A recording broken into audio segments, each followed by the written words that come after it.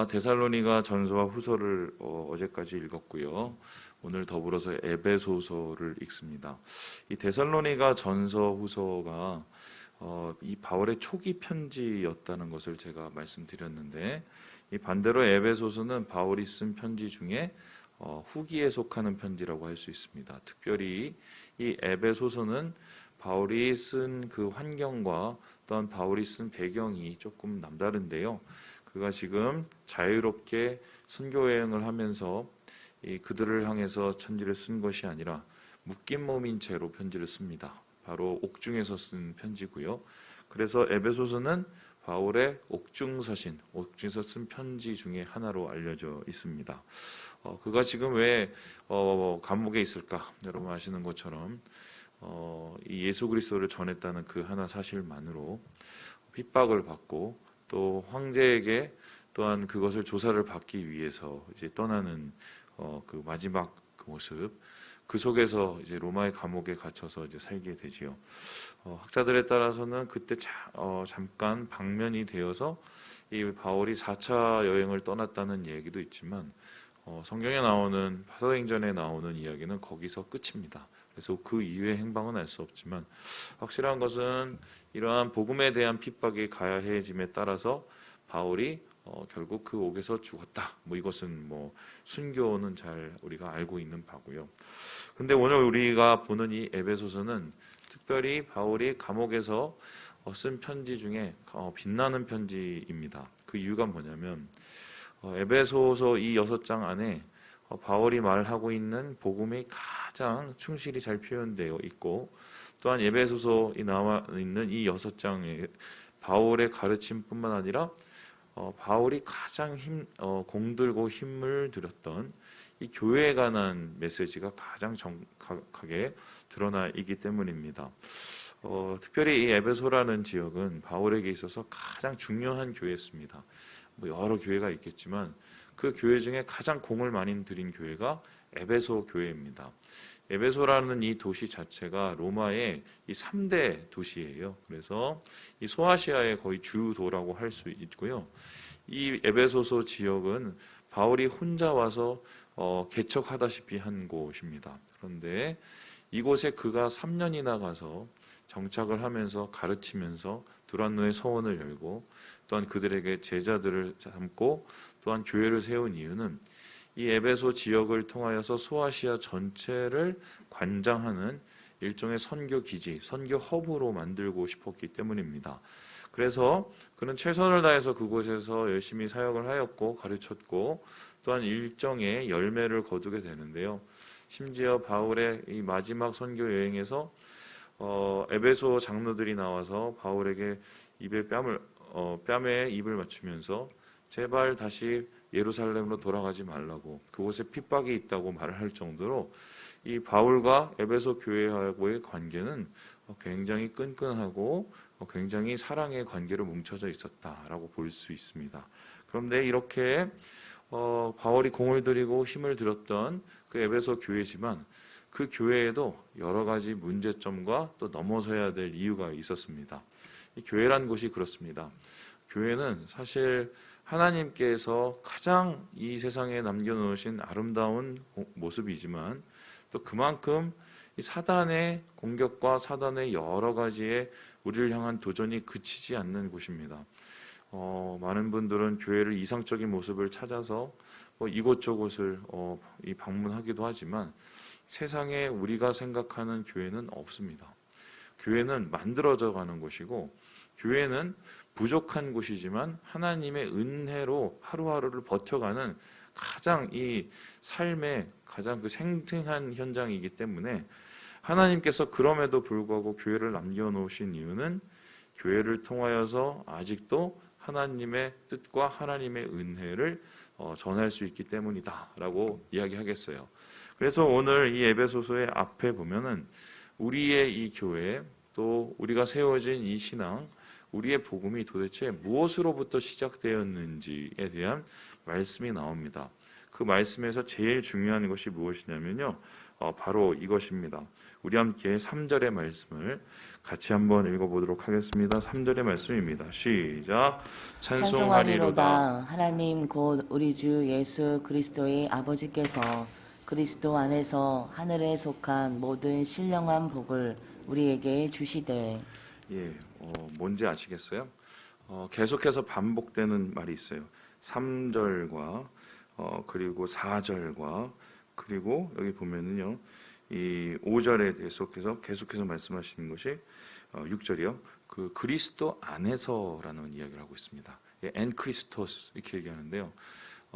그리스도라는 것은 기름 부은 자를 뜻하고 바로 메시아로 오신 예수 그리스도를 뜻하죠. 구원자이신 예수님 안에서 우리가 어떻게 되어서 교회가 되었다라고 이야기를 하고 있습니다. 그러니까 예수 믿는 사람은 그리스도 안에 있는 사람입니다. 그리고 교회는 그리스도 안에 거하는 것입니다. 특별히 이 그리스도 안에 거한다는 것을 세 가지의 의미로, 세 가지의 결과로 우리에게 이야기하고 있는데요.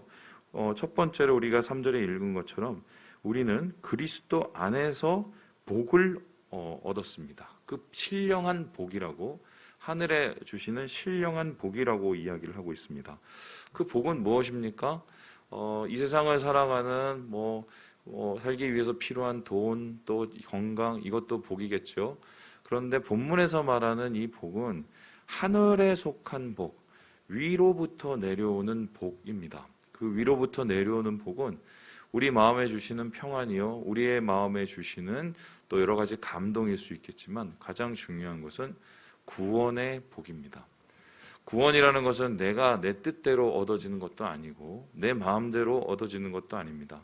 하나님께서 나를 인도하셔서 내가 예수를 믿고 예수를 통해서 구원을 받도록 하나님이 은혜를 주셨기 때문입니다. 그래서 예수 믿는 사람은 우리가 은혜를 받아서 그 복을 누리고 있다라고 얘기합니다. 그래서 믿는 사람은 항상 복을 구해야 됩니다. 기복신앙이 나쁜 게 아니에요. 어떤 복이냐가 되게 중요합니다. 하나님이 주시는 복, 구원의 복, 오늘을 살아갈 복, 그리고 오늘을 견뎌낼 그 힘과 능력의 복을 우리는 매일매일 하나님께 구하고 살아가야 됩니다. 예수님께서 제자들에게 기도를 가르치실 때 제자들에게 가르친 그 기도가 무엇입니까? 하나님, 일용할 양식을 주시옵소서.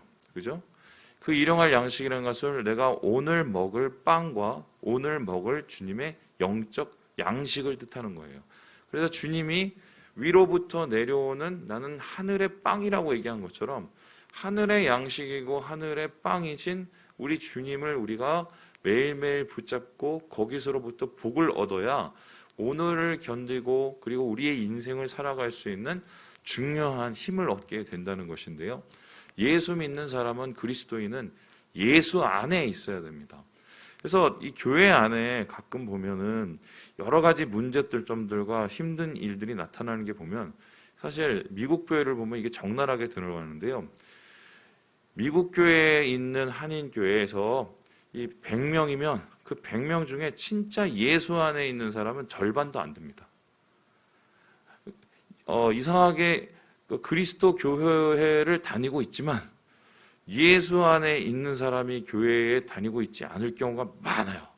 비즈니스 하기 위해서도 없고 혹은 여러 가지 이유로 오고, 심지어는 한국 사람들 만나서 한국 밥 먹는 게 좋아서 교회 오시는 분도 있어요. 예수 안에 있지 않기 때문에 교회의 문화와 또한 상식들에 대해서 그냥 익숙해질 수 있지만 그것을 적응하고 마음에 받아들이기는 힘들어요. 교회라는 것은 주님 안에서 구원의 복을 받은 사람들의 자리이기 때문인 거예요. 그리고 오늘 두 번째로 바울은 이 예수 안에 있는 교회를 다음과 같이 설명을 하고 있어요. 우리 함께 4절의 말씀을 같이 한번 읽어보도록 하겠습니다. 시작. 곧 창세전에 그리스도 안에서 우리를 택하사 우리로 사랑 안에서 그 앞에 거룩하고 흠이 없게 하시려고. 지금 바울은 두 번째로, 우리는 첫 번째로 예수 안에서 복을 받았다, 그리고 예수 안에서 우리가 택함을 받았다라고 얘기했습니다. 그 택함이라는 것은 무엇입니까? 하나님이 우리를 이 세상으로부터, 죄악으로부터 불러내셨다는 거예요. 그래서 우리는요, 부르심을 받은 자예요. 부르심을 받은 자. 교회라는 것이 결과적으로 에클레시아라고 합니다. 그 에클레시아는 뭡니까? 부르심을 안쪽으로 불러들인 자들을 뜻해요. 하나님께서 세상 속에 살고 있는 우리를 한 명 한 명 부르셔서 그 부르심의 초청 가운데 함께 모인 자들이 바로 교회입니다. 그래서 교회에는요, 성별, 또 그 사람의 나이, 또 그 사람이 가지고 있는 출신, 그리고 배경이 중요하지가 않습니다. 왜냐하면 중요한 것은 그 사람을 하나님께서 부르셨다는 게 중요해요. 그래서 이 초창기 그리스도 교회의 모습을 보면은 그 당시에 자유인이 교회에 있었고 귀족도 교회에 있었지만 노비와 심지어는 가장 우선은 천민계층까지 교회에 다 거주하였습니다. 그들이 원래 사회에서는 서로 얼굴을 볼 수도 없고 식탁을 나눌 수도 없는 사람들이었지만 예수 그리스도의 초대 공동체는 함께 식탁에 음식을 나누면서 가족처럼 함께 보내심을 받은 이 예배를 드렸어요. 그 이유가 뭐냐면 모두가 하나님이 택하셔서 부르심을 받았다는 그 하나 사실만입니다. 그래서 교회는요, 한마디로 평등합니다. 누가 더 맞고 누가 더 그르고 이거 없고요. 누가 더 높고 또한 누가 더 낮은 게 교회는 없어요. 교회는 계급이 존재하지 않습니다. 왜요? 모두가 하나님의 부르심을 받은 자이기 때문이에요. 제가 예전에 선교를 갔었었는데 이 선교에서 이 선교사님들이 이제 손님들을 이렇게 대접하는데 좀 초반에 되게 충격을 받은 게 하나 있었어요. 저는 이제 가면은 모두가 동일하게 같이 자고 같이 먹고 이걸 강조를 하거든요. 그런데 유독 이제 거기 가셨던 한 분이 자기는 특별 대우를 받고 싶었던 거예요. 그래서 같은 장소에서 이렇게 자고 그러는 게 아니라 이 장소가 불편하니까 침대방을 요구를 하셨어요. 침대방을.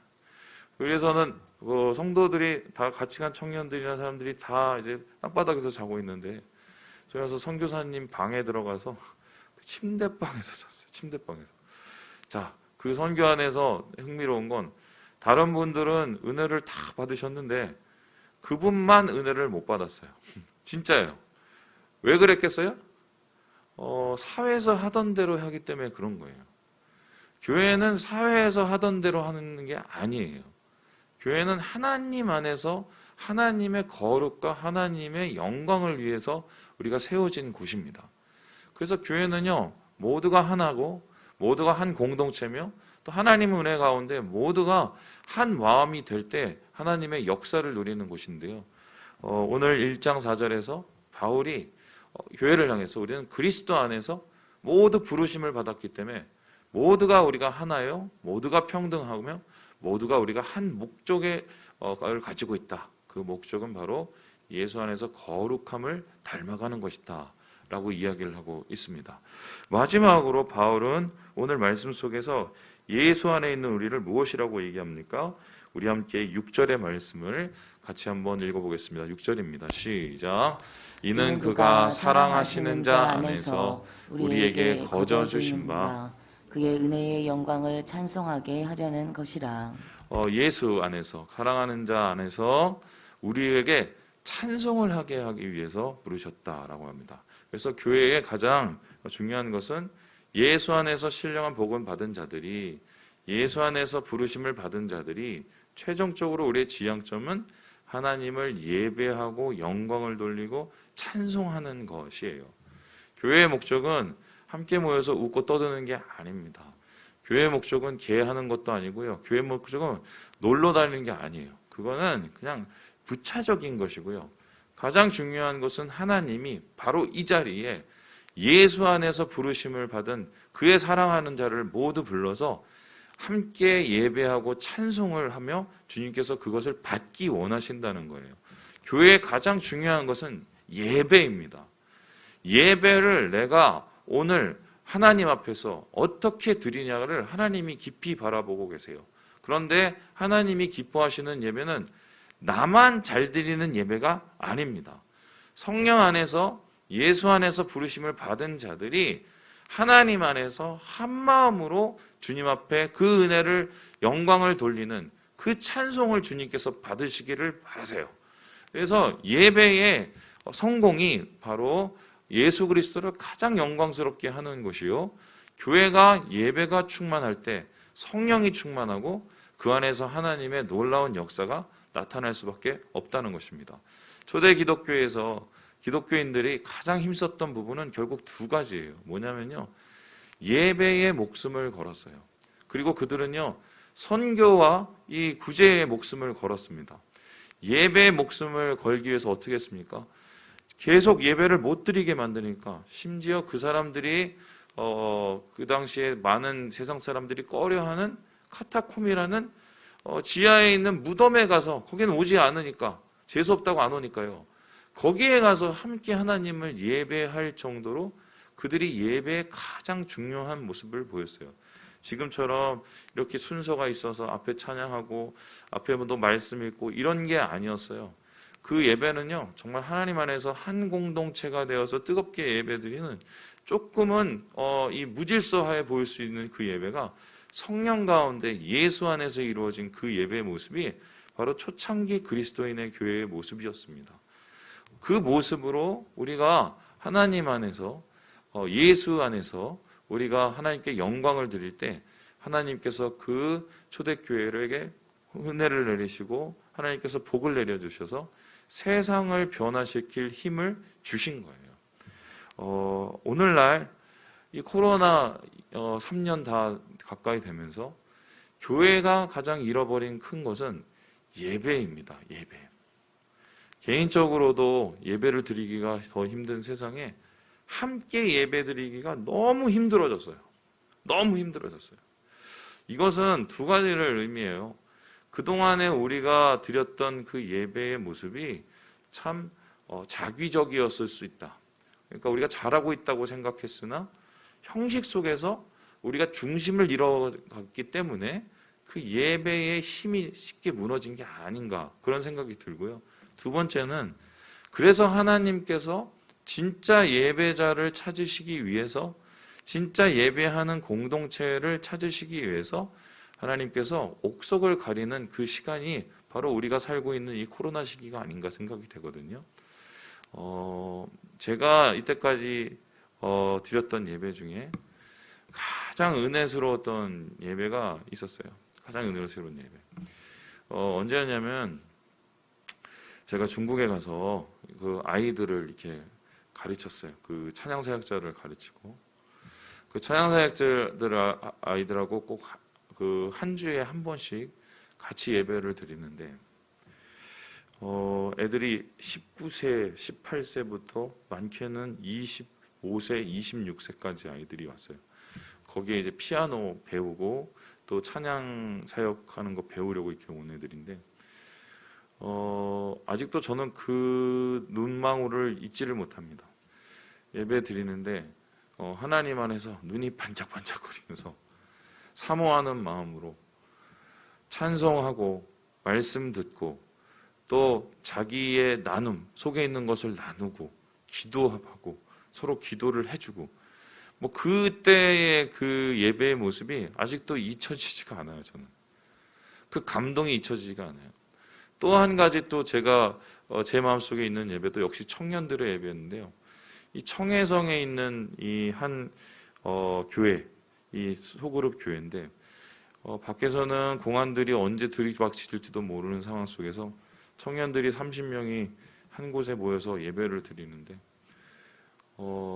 제가 기억하는 게 그 주님 다시 오실 때까지 나는 이 길을 가리라. 그 찬양을 어떻게 한국 선교사한테 중국어로 배웠어요. 그 찬양을 막 부르면서 이 청년들이 막 눈물을 흘리면서 막 하나님 앞에 기도를 하고 예배를 하고, 제가 그 예배 안에서 너무 마음이 뜨겁고 또 너무 마음이 제가 부끄럽고 막 그랬어요. 그런데 그 두 그룹의 공통점이 뭔지 압니까? 한국에 너무 가고 싶대요. 그래서 한국에 왜 그렇게 가고 싶냐 물었더니, 한국에 가면 꼭 가보고 싶은 데가 있대요. 둘 다 그러더라고요. 그래서 어디를 가고 싶냐고 해서, 저는 뭐 저기 무슨 롯데월드나 아니면 에버랜드나 뭐 이런 데 얘기할 줄 알았어요. 오산리 기도원에 가고 싶다는 거예요. 여기서 오산리 기도원까지 1시간도 안 걸리거든요. 제가 얼마 전에 갔다 왔어요. 그래서 아니 거기를 왜 가고 싶냐고 그랬더니 마음껏 찬양하고 마음껏 소리치며 기도하고 싶대요. 마음껏 예배하고 싶대요. 목사님 거기 가면 사람들이 뜨겁게 예배를 한다면서요. 저희들 너무 거기를 사모합니다. 그래서 제가 그때 마음이 어떠냐. 그때 우리 한국 교회가 기울고 있었거든요. 그래서 안 오는 게 낫겠다. 잘못하면 실망할 수도 있겠다. 뭐 그런 생각이 들었어요. 뭐 교만한 생각일지 모르겠지만 차라리 이곳에서 뜨거운 마음으로 기도하는 예배하는 그것을 하나님이 더 기쁘게 받아주시지 않겠는가. 뭐 그런 생각을 했는데요. 주님 안에서 그리스도 안에서의 드리는 예배를 하나님께서 기뻐하시고 그것을 받으시기 위해서 오늘 우리 가운데 하나님께서 은혜를 주셨다라고 이 바울이 이야기하고 있습니다. 말씀을 마치려고 합니다. 이 11월 한 달은 우리가 예수 안에 있다는 것을 그리스도 안에 있다는 것을 확인하는 한 달이 되고 그 안에서 은혜를 누리시기를 바랍니다. 복을 누리시고 택하심을 받은 그 하나님의 부르심을 다시 확인하시고 그리고 하나님께서 원하시는 그리스도 안에서의 함께 예배드리는 공동체가 되셔서 주의 은혜와 영광과 능력을 모두 경험하시는 이 한 달 되시길 주님의 이름으로 축원합니다.